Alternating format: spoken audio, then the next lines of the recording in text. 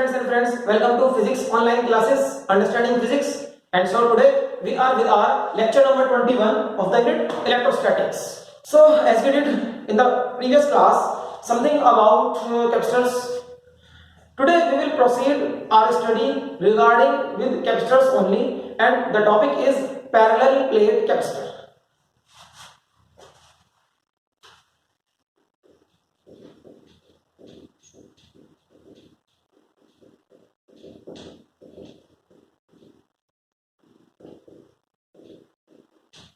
Parallel plate capacitor.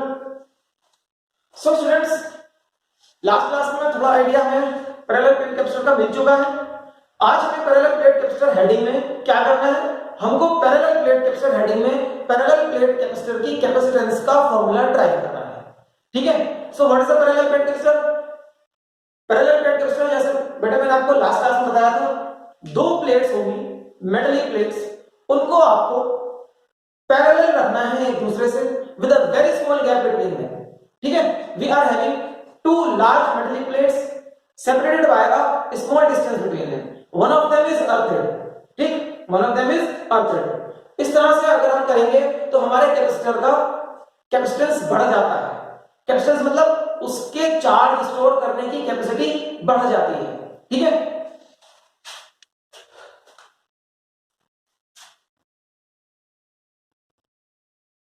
बेटा ये तो हो गई हमारी एक plate. Suppose this is plate P. दूसरी प्लेट बनाएंगे.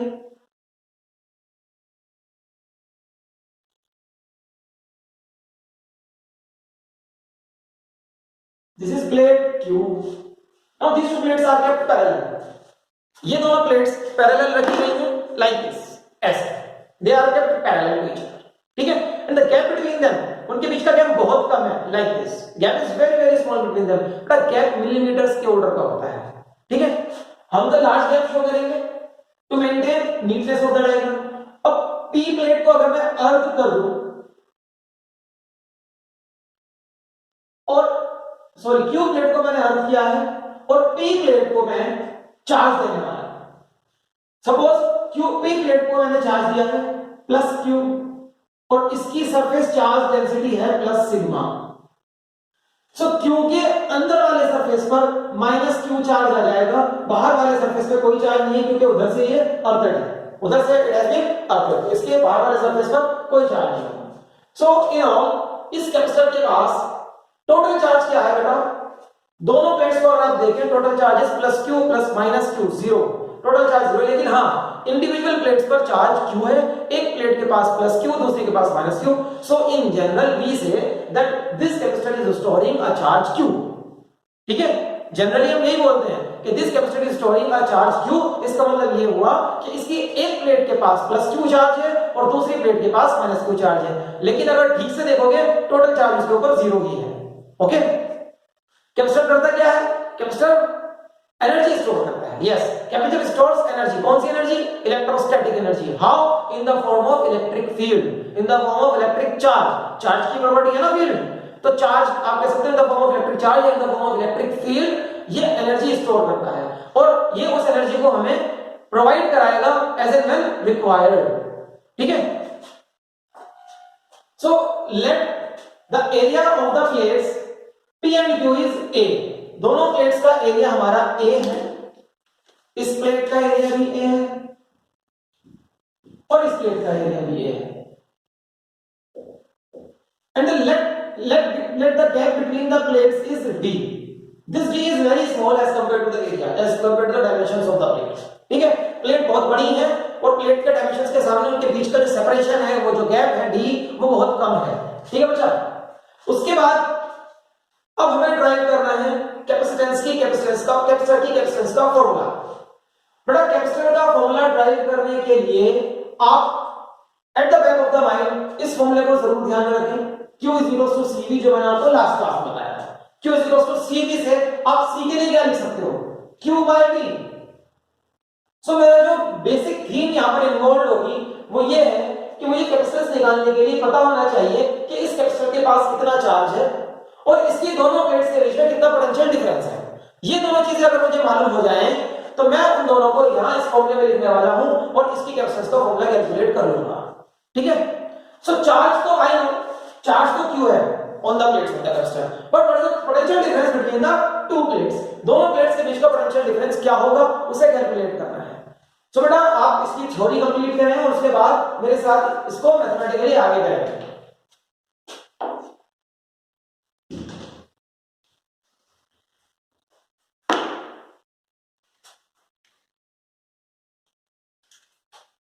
So capacitance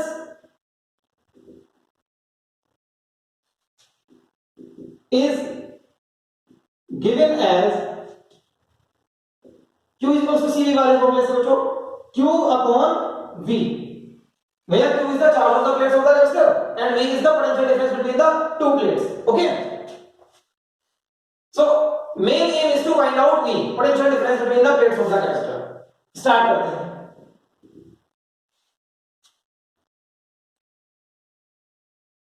Potential difference is given as electric field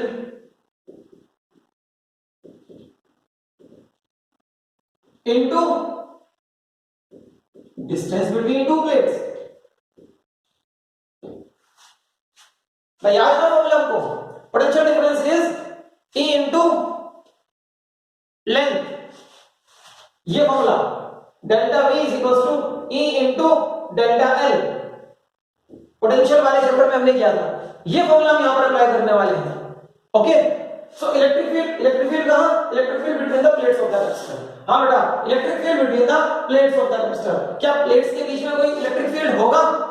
ध्यान से अगर आप देखें, I am having a plate of surface charge density sigma, application of Gauss theorem plane sheet वाला, application of Gauss theorem plane sheet वाला, plane sheet से कितना electric field होता है?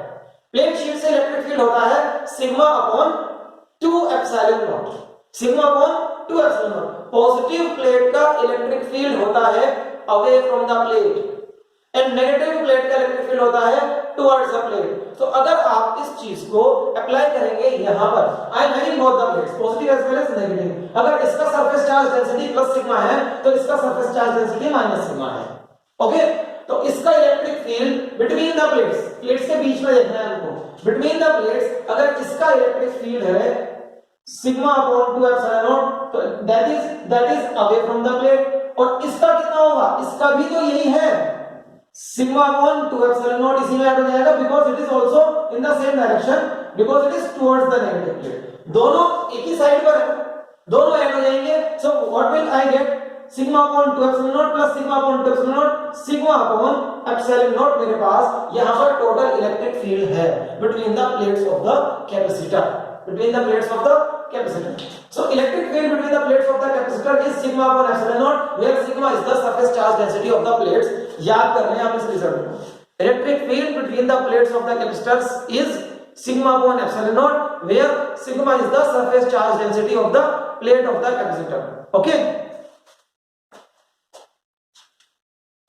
so we can write V is equals to electric field E naught into distance between the two plates is D, so V is equals to E naught कितना हुआ? Sigma upon 2 epsilon naught plus sigma upon 2 epsilon naught, sigma upon 2 epsilon naught plus sigma upon 2 epsilon not, okay, into D, so V can be written as sigma upon epsilon naught into D. Now what is sigma? Sigma is surface charge density. It can be written as charge stored per unit area. Area इसका A है, charge इसके पास Q है, तो sigma can be written as charge stored per unit area into epsilon naught और ऊपर multiplied by D. So बच्चों मेरे पास आ गया potential between the plates of the capacitors in terms of charge, in terms of area of the plate, in terms of distance between the two plates। ठीक है, हमने इस capacitor को क्यों क्या रखा है? फ्री स्पेस में, या आप मान सकते हो वैक्यूम या एयर में। ठीक, तो आप कह सकते हो कि अगर एयर में या वैक्यूम में या फ्री स्पेस में रखा है एक कैपेसिटर आपने, और उसके बीच में हमारे पास electric field sigma upon epsilon naught होगा और पोटेंशियल डिफरेंस होगा Q upon A epsilon naught multiplied by D। इस वैल्यू को हम रखेंगे फॉर्मूला 1। क्या है फॉर्मूला? कैपेसिटेंस, इस कैपेसिटर की कैपेसिटेंस मैं इसको लिख रहा हूं C नॉट से। C naught specially used symbol होता है नॉट जब हम यूज कर रहे होंगे वैक्यूम एयर या फिर फ्री स्पेस के लिए, ठीक। Substituting in equation 1 we get C naught is equals to Q upon V, ये रहा V, Q upon A epsilon naught into D। Q cancels Q और डिनोमिनेटर का डिनोमिनेटर कहां जाएगा? न्यूमरेटर में। इस रूल को याद रखें, डिनोमिनेटर का डिनोमिनेटर न्यूमरेटर ही होता है, तो ये जाएगा न्यूमरेटर में and I will get the answer as epsilon naught A ऊपर आ गया, नीचे D बचा है।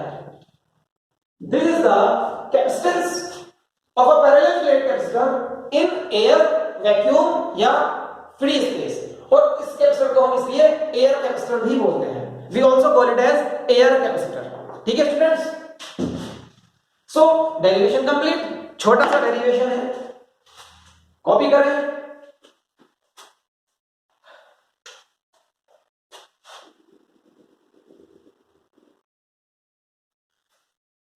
दो तीन बातें और हैं इसके बारे में अभी, कंसेप्चुअल कह लो या थ्योरेटिकल कह सकते हैं। क्या है वो चीजें? देखो, अगर आप इस फॉर्मूले को ध्यान से देखेंगे, फॉर्मूले को देखने पर इट इज क्लियर कि capacitance of a parallel plate capacitor depends upon A and D। What is A and D? A area of the plates, D gap between the plates. क्या कह सकते हो इसको? A and D का मतलब हो गया depends upon shape and size of the capacitor. Depends upon shape and size of the capacitor, yes. Depends upon capacitance of parallel plate capacitor depends upon shape and size of the capacitor। या इसको कह सकते हो geometry of the capacitor. Geometry हुई ना, area, distance between the two plates. और it also depends upon nature of the material which is between the plates of the capacitor। nature of the material, permittivity क्या है? permittivity is the nature of the material। अगर आपने plates के बीच वाला material change कर दिया तो उस मटेरियल की परमिटिविटी लिखनी पड़ जाएगी यहां पर। It means it depends upon nature of the material, nature of the material. Okay, इन दो चीजों पे डिपेंड करता है and it does not depend, ये भी पता होना चाहिए कि किन पर डिपेंड नहीं करता। It does not depend upon the charge stored on the plates of the capacitor. देखो, चार्ज तो कितना भी था वो कैंसिल हो रहा है, वो फॉर्मूले में नहीं आ रहा है, ठीक है। It does not depend upon charge stored, it does not depend upon the nature of the material of the plates. Plates का मटेरियल कुछ भी हो, मेटल होना चाहिए बस। क्या चाहिए हमें? मेटल की प्लेट्स। इससे कोई मतलब नहीं है कि कौन से मेटल की प्लेट चाहिए। It can be of iron, it can be of aluminium, any metal, ठीक है। Does not depend upon nature of the material of plates. Okay, बस the only condition is plates should be metallic. Plates metallic होनी चाहिए, कोई भी metal हो सकता है। इट मींस हम ऐसा मेटल ले सकते हैं जो मेटल खरीदने में सस्ता मिलता है, ठीक है। सो ये हमारा हुआ पैरेलल प्लेट कैपेसिटर। बड़ा जिनको पैरेलल प्लेट कैपेसिटर का डायग्राम में अभी तक कंफ्यूजन हो रहा है उनको मैं समझा देता हूं थोड़ा सा थ्री डायमेंशनली कि ये क्या सिस्टम है। हम कह सकते हैं स्टूडेंट्स कि हमारे पास दो मेटल की प्लेट्स हैं। सपोज एक प्लेट तो ये रही, this is one of the plate, okay, this is one of the plate. इसका एरिया लेंथ इनटू ब्रेड्थ कर सकते हो ना, ए, एरिया इज ए। और दूसरी प्लेट मेरे पास, this is the next plate, okay, ये मेरे पास दूसरी प्लेट है of the same area. So they have been kept parallel to each other and very close to each other like this. They have been kept parallel to each other and very close to each other like this, okay. इनको बहुत पास रखा गया है। Diagram दिखाने के लिए किसी के डायग्राम में क्लीननेस आ जाए, हम थोड़ा ऐसे करके बनाते हैं, ठीक है।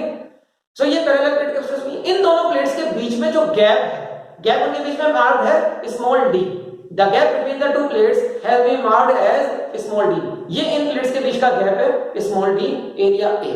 ठीक है, तो ये अरेंजमेंट हमारा हुआ पैरेलल प्लेट कैपेसिटर। इसमें से हमने second plate, if this is P this is Q, Q को हमने कर दिया है अर्थ करने से इसकी कैपेसिटेंस और बढ़ जाएगी, इसलिए अर्थ करते हैं। ठीक है, और जब आप इसको पी प्लेट को चार्ज दोगे तो due to induction Q plate के अंदर वाले सरफेस का माइनस क्यू चार्ज आता है, बाहर वाले सरफेस पे नहीं आएगा क्योंकि बाहर वाला सरफेस कनेक्टेड टू अर्थ है।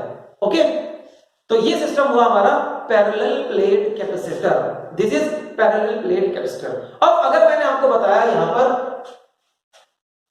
कि हमारी प्लेट्स के शेप एंड साइज पर कैपेसिटेंस डिपेंड करता है, ठीक है, तो जरूरी नहीं है कि आप प्लेट्स को रेक्टेंगुलर ही लें। They can be squares, they can be triangular और they can be circular. For example मेरे दो प्लेट्स सर्कुलर भी हो सकते हैं, like this this is the circular plate. Okay, और ये मेरी दो प्लेट्स कैपेसिटर की प्लेट्स बन गई, कैपेसिटर प्लेट्स। ठीक है, कैपेसिटर प्लेट्स, ये कैपेसिटर प्लेट्स हो गई like this. Very small gap between them ऐसे मेंटेन हो सकता है like this, very small gap between them. इनमें से एक प्लेट को अर्थ करेंगे, दूसरी प्लेट से चार्ज देंगे इंडक्शन से, क्यू प्लेट पर भी चार्ज आ जाएगा लेकिन बाहर वाले सरफेस पर नहीं होगा क्योंकि वो है अर्थ से कनेक्टेड। ठीक, सो हमारे पास पैरेलल प्लेट कैपेसिटर चाहे वो रेक्टेंगुलर हो या वो सर्कुलर प्लेट्स हो, फॉर्मूला यही रहेगा क्योंकि फॉर्मूले में आता है ए, एरिया। अब एरिया अगर स्क्वायर प्लेट्स है तो लेंथ का स्क्वायर कर दो, रेक्टेंगल है लेंथ इनटू ब्रेड्थ कर दो, और सर्कुलर है तो क्या कर सकते हो, सर्कुलर के लिए आप कर सकते हो pi r square as we all. ठीक है, सो ये हमारा टॉपिक बेटा कंप्लीट हुआ पैरेलल प्लेट कैपेसिटर की कैपेसिटेंस निकालने के लिए। ओके, अब चलते हैं अपने नेक्स्ट हेडिंग की तरफ, वो भी पैरेलल प्लेट कैपेसिटर से रिलेटेड ही है। So students, next heading parallel plate capacitor ही है, but parallel plate capacitor with a dielectric slab या डाइइलेक्ट्रिक मटेरियल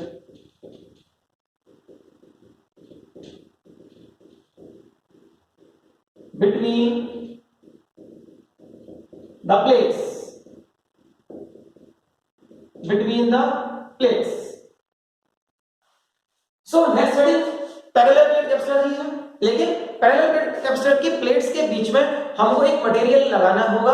कौन सा मटेरियल, डाइइलेक्ट्रिक मटेरियल, आप कह सकते हो डाइइलेक्ट्रिक स्लैब। उस मटेरियल का एक स्लैब होगा जो हमको प्लेट्स के बीच में इंसर्ट करना है। Now what is the need of having a dielectric material between the plates of the capacitor?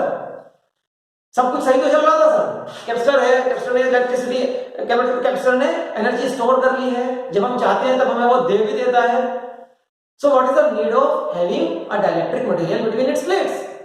क्या जरूरत हो गई बेटा, जरूरत है इसकी। क्या जरूरत है मैं आपको बता देता हूं और आप इसको देखेंगे धीरे धीरे कि वो प्रूफ भी होगी चीजें।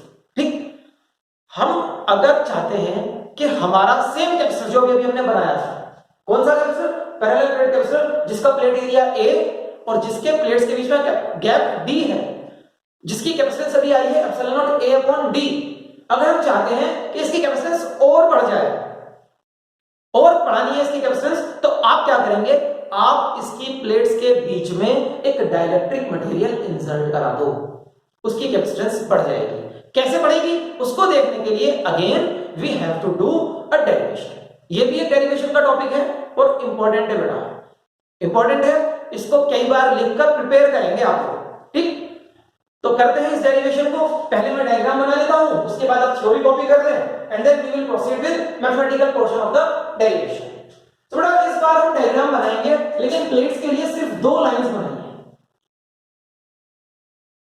ये प्लेट P है और ये प्लेट मेरा Q है, मींस एक प्लेट ये रहा, ठीक है, और दूसरा प्लेट ये रहा, like this, these are the two plates kept parallel to each other. Okay, gap इनके बीच की वही कहानी B।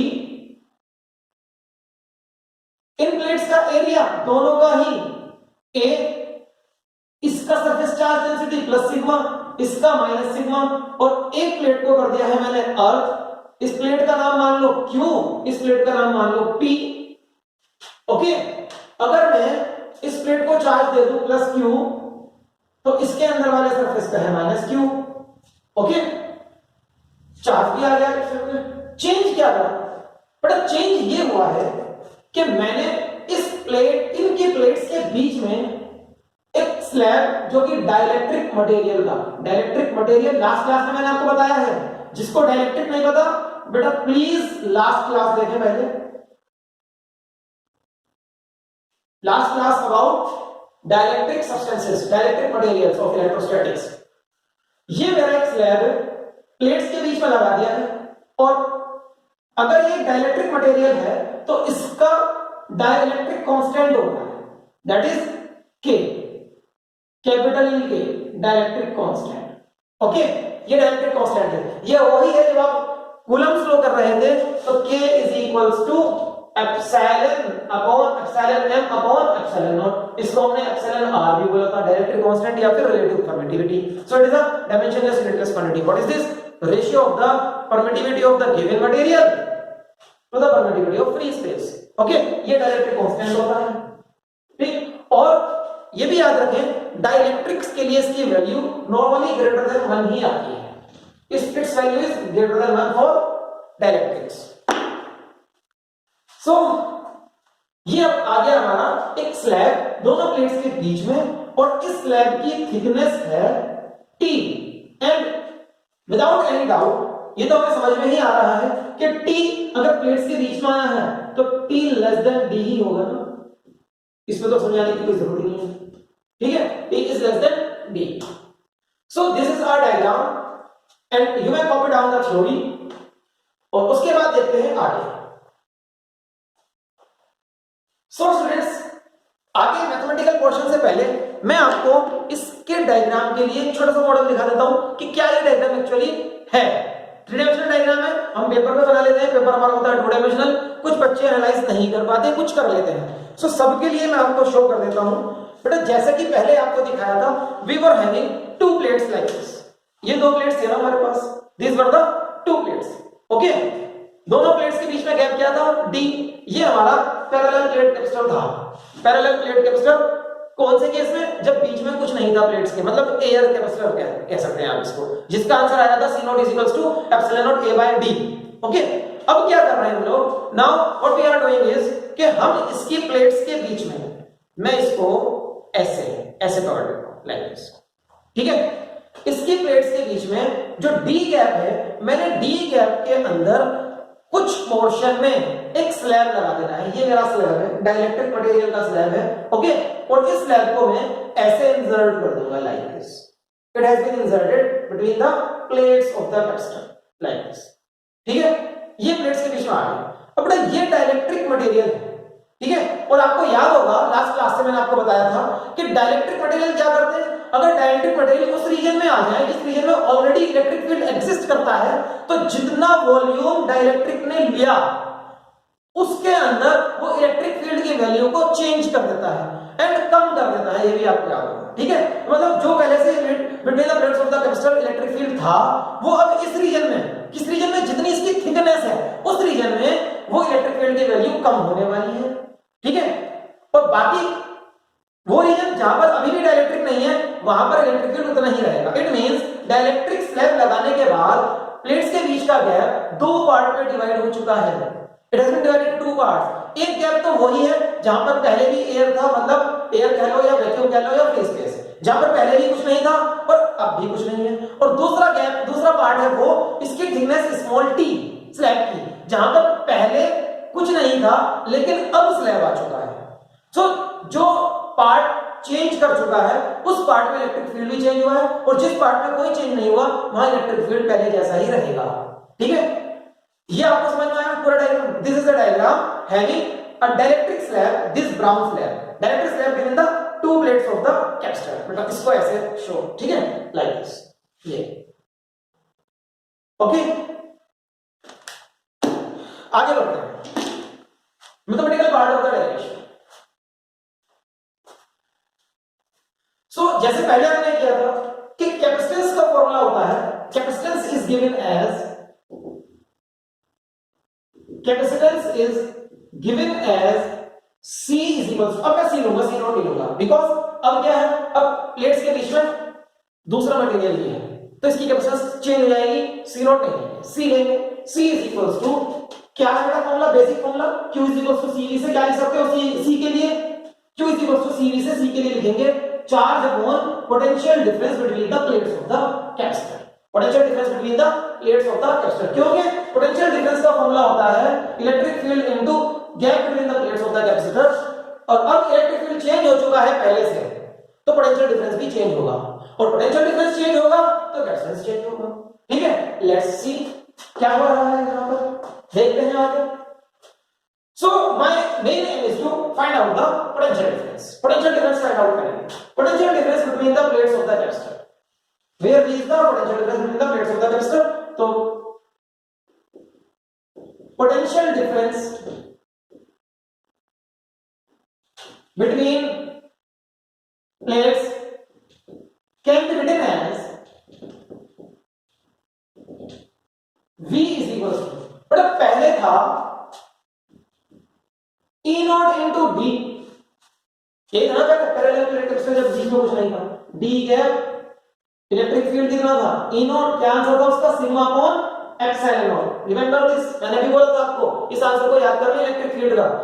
एयर कैपेसिटर के लिए प्लेट्स के बीच में electric field sigma upon epsilon not होता है, जहां पर सिग्मा क्या है, प्लेट्स की चार्ज डेंसिटी, सिग्मा प्लेट्स की चार्ज डेंसिटी है, और नो डाउट ये इलेक्ट्रिक फील्ड पॉजिटिव से नेगेटिव की तरफ ही होगा।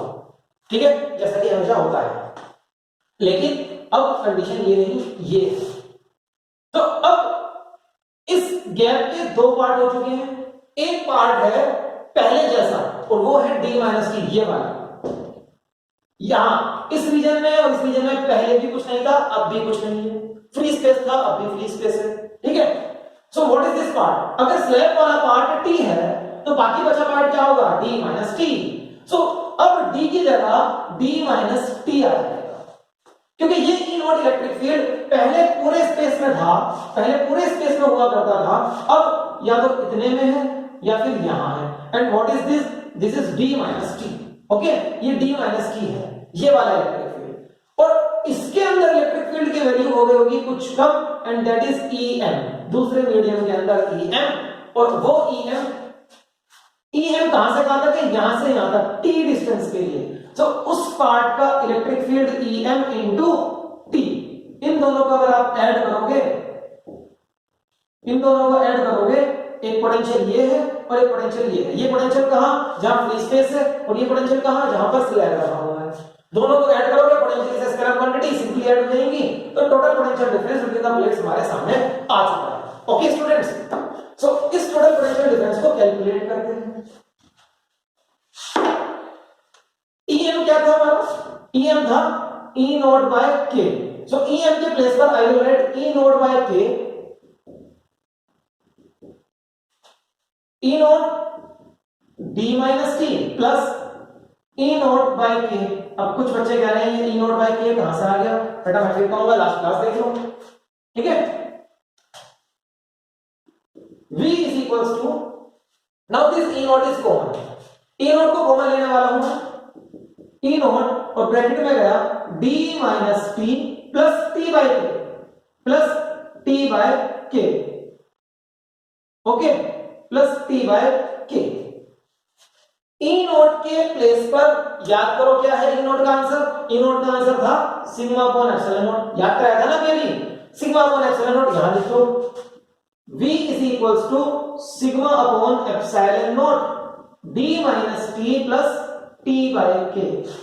बेटा ये जो ब्रैकेट है ना d minus T plus t by k, ये लास्ट तक ऐसे जाने वाला है, इसमें कुछ नहीं करना, आपको बार बार कॉपी करना है इस ब्रैकेट को। तो सिर्फ E नॉट के प्लेस पर सिग्मा पर एप्सिलॉन नॉट, और सिग्मा के प्लेस पर sigma is surface charge density, charge stored per unit area, charge q है, प्लेट का एरिया a है। So v is equals to q upon a epsilon naught, और फिर से इस ब्रैकेट को कॉपी कर लेते हैं, d minus T plus t by k, और ये मेरा आंसर है पोटेंशियल डिफरेंस का, और इसको मैं लगाने वाला हूं इक्वेशन नंबर 1 में। जैसे मैं इसको यहां रखूंगा, c का आंसर मेरे सामने होगा। ठीक है, देखते हैं कैसे। Substituting in equation number 1, substituting in equation 1 we get c is equals to q upon v, v की वैल्यू ये गई, okay, Q upon A epsilon naught, और ब्रैकेट फिर से कॉपी कर लिया, D minus T plus T by K, Q cancels Q जैसा पहले हुआ था, और डिनोमिनेटर का डिनोमिनेटर कहां जाना है, न्यूमरेटर में। सो डिनोमिनेटर का डिनोमिनेटर जाएगा न्यूमरेटर में, एप्सिलॉन नॉट ए ऊपर गया और नीचे रह गया वही ब्रैकेट जिसके बारे में मैंने अभी आपको बताया था कि ये लास्ट तक ऐसे ही कॉपी होता रहेगा। And this is the formula for the capacitance of the parallel plate capacitor. अगर आपने उसके प्लेट्स के बीच में एक डाइलेक्ट्रिक स्लैब लगा दिया है टी थिकनेस का, T is the thickness of the dielectric slab. Okay, D is the gap between the plates of the capacitor. K is the dielectric constant of the material of the slab. ठीक? So students, ये हमारा हुआ derivation complete. लेकिन इस answer के ऊपर अभी कुछ स्पेशल केसेस डिस्कस कर रहे हैं। क्या स्पेशल केसेस हैं? अच्छा, अभी आप मेरे को बताओ, क्या इस फॉर्मूले से बता सकते हो कि कैपेसिटेंस पहले के कंपैरिजन में, पहले क्या था? When capacitance when no slab was inserted, वो क्या था? Capacitance when slab is not inserted, मतलब थिकनेस नहीं है, टी नहीं है, टी हटा दो तो फॉर्मूला मिल जाएगा, तो एप्सिलॉन नॉट ए अपॉन डी। ठीक है, एप्सिलॉन नॉट अपॉन डी, और उसको क्या लिखते हैं, सी नॉट से।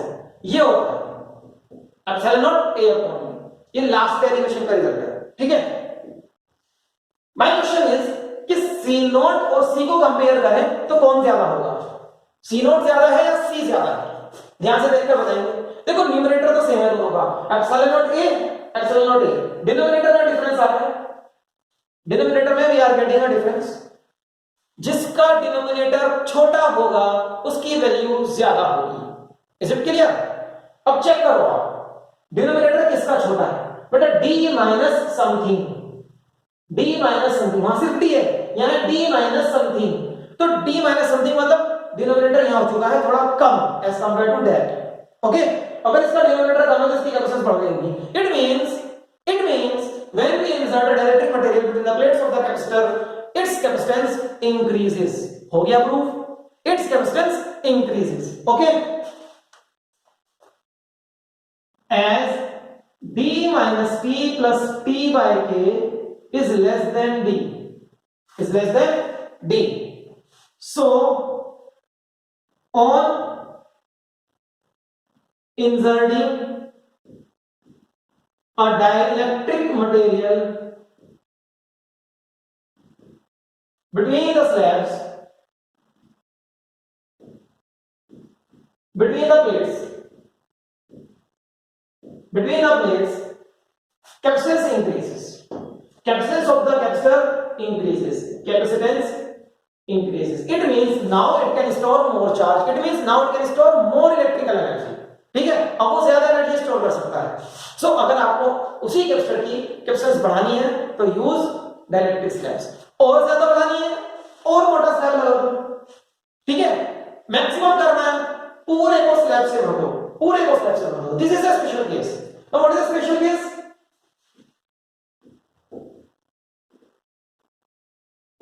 Special case is if slab completely फिल्स the gap, if slab completely fills the gap। अगर इस स्लैब ने गैप को पूरा भर दिया तो क्या हो जाएगा बेटा? ये टी पूरा भर दिया ना, अगर पूरा भर देंगे इसको आप, अगर आप इसको पूरा भर देंगे, ये पूरा भर दिया तो टी क्या हो जाएगा? टी वही हो जाएगा जो डी था। तो आप इस फॉर्मूले में टी के प्लेस पर डी लगाने वाले हैं, T is equals to D, और जैसे ही मैं यहां पर T के प्लेस पर D लगाऊंगा मेरा फॉर्मूला हो जाएगा C is equals to epsilon naught A upon D minus D plus D by K। ये वाले D तो कैंसिल हो गए, ये बचा D अपॉन K, और डिनोमिनेटर का डिनोमिनेटर ऊपर जाना है। आंसर आना है मेरा K into epsilon naught A by D, और ये क्या होता है? This is C naught. मैं इसको ये भी लिख सकता हूं K C नॉट, या यहां भी छोड़ दो, और you can proceed to the final step, Kc node। Again we can see that this is the maximum value of capacitance, maximum value of capacitance bye inserting a slab of given dielectric constant. ठीक है, अगर आपके पास एक slab है given dielectric constant K का और उससे आपको इस कैपेसिटेंस की वैल्यू मैक्सिमम करनी है, पूरे को भर दो, मैक्सिमम हो जाएगी। ठीक है, पूरे को भरने का ही है। और मैक्सिमम कितनी हो जाती है? K times the capacitance when no material was inserted in it, when it was a air capacitor। ठीक है, जब ये एयर कैपेसिटर था उसका K टाइम्स हो जाएगा। क्या K क्या है? K है डाइलेक्ट्रिक कांस्टेंट इसका, कैपिटल K। ओके, तो बेटा ये हमारा स्पेशल केस हुआ इसके रिगार्डिंग। ठीक, और ये मटेरियल डाइलेक्ट्रिक अगर आपने लगाया है तो उसके साथ पैरेलल प्लेट कैपेसिटर कैसे बिहेव करता है, ये टॉपिक हमारा हो गया कंप्लीट। ठीक है, इसी के साथ में एक चीज और कर लेते हैं। अगर मैं इस स्लैब को डाइलेक्ट्रिक की जगह कंडक्टिंग कर लूं, बेटा ये कॉन्सेप्ट है और इट इज इंपॉर्टेंट कि आप इस कॉन्सेप्ट को समझ लें। अगर हम कंडक्टिंग स्लैब लगाते हैं, मतलब कंडक्टर का मतलब क्या होता है? नॉर्मली मेटल्स, मतलब कि मेटल की प्लेट वगैरह लगाते हैं, तो क्या होगा?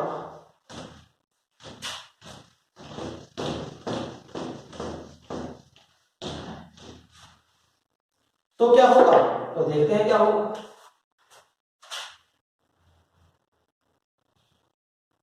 C is equals to epsilon naught A upon D minus T plus T by K।